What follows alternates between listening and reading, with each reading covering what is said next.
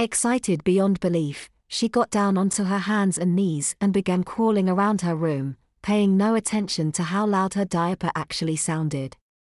It was as she was doing this that Elizabeth emerged from her room across the hall and started to head downstairs. Upon hearing the crinkling, she paused. She listened to Jessica's door, puzzled, for about 5 minutes. Then, shrugging, she headed back downstairs and paid it no mind.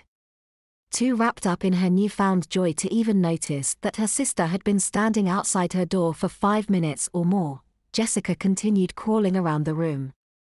She stared at her reflection in the mirror, sucked her thumb, and laid on her back and played with her feet as real babies do. By this time it was almost lunch and she figured she'd better actually show her face around the house lest someone think she was up to something. Not wanting to take her diaper off, she decided to be extra careful. She grabbed a pair of denim shorts and pulled them over her diaper, not thinking to check for a bulge in the mirror. She put on a shirt just long enough to cover her waist.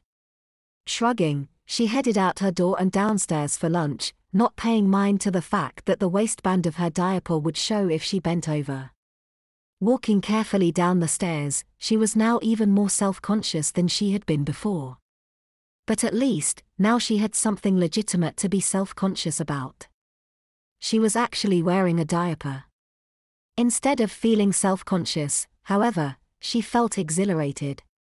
Of course, she practically had to learn to walk again. There was a big difference between wearing a thin layer of cloth and a thick bulky diaper between your legs. Walking into the kitchen, she noticed that Elizabeth was the only one making lunch.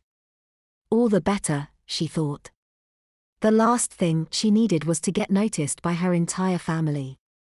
She decided she would make herself a ham sandwich.